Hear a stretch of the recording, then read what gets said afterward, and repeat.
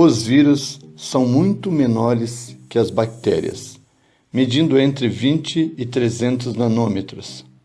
Portanto, os vírus só podem ser visualizados com o uso de microscópio eletrônico.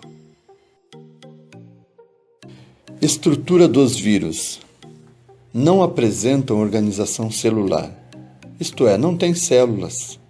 Eles são formados apenas pelo material genético, que é o ácido nucleico, que nós chamamos de DNA e RNA, que está envolvido por uma cápsula de proteína chamada capsídeo. Alguns vírus têm estruturas para aderir às células, como é o caso do bacteriófago, esse desenho ilustrado no slide, que tem cauda e fibras da cauda que aderem às células hospedeiras. Fora da célula, o vírus não tem metabolismo próprio.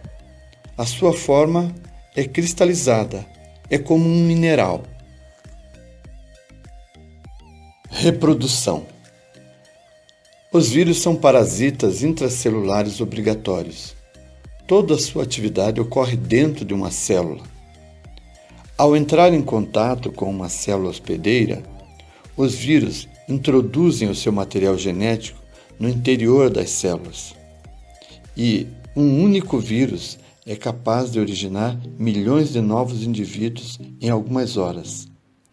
Os vírus, então, passam a controlar o metabolismo da célula infectada, causando a morte da célula.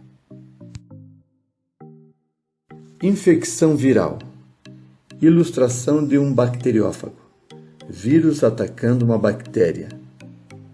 Através de contrações da cauda, o vírus injeta o seu ácido nucleico.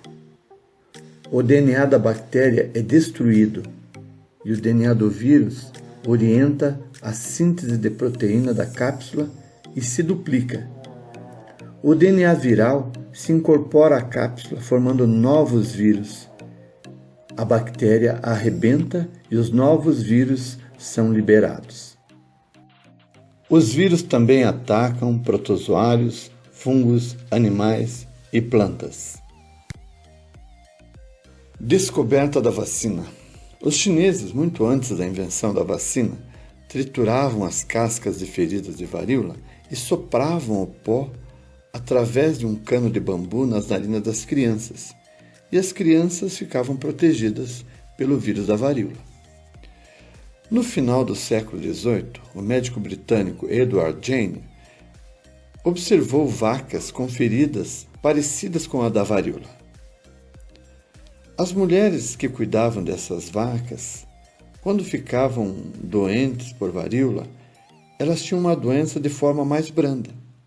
Então, o médico recolheu o líquido das feridas das vacas e aplicou em um garoto. E esse garoto teve o contato com o vírus da varíola e não contraiu a doença. Vacina. É uma palavra de origem latina, vacinus, que significa vaca. A vacina contém o causador da doença morto ou enfraquecido. Ao ser aplicada em uma pessoa, ela promove uma reação do sistema de defesa do organismo.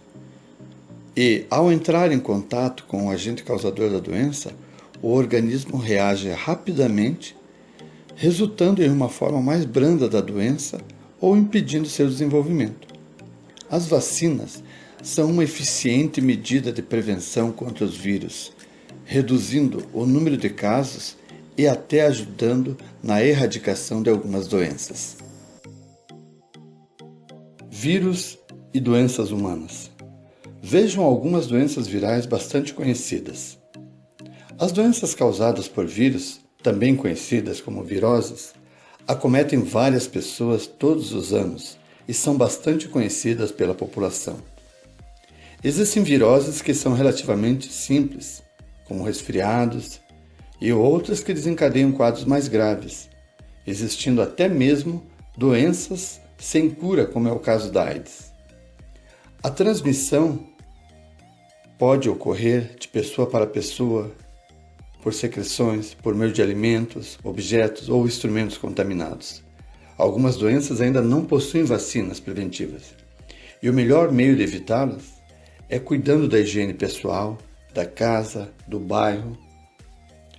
Medidas de controle quanto ao contato físico com outras pessoas também é de fundamental importância, como é o nosso caso hoje do distanciamento social.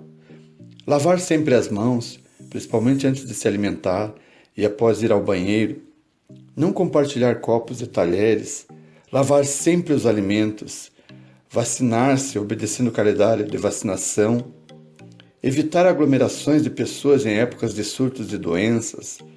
Evitar contato com pessoas doentes. Alimentar-se bem, realizar exercícios físicos. E hoje, a utilização de máscara.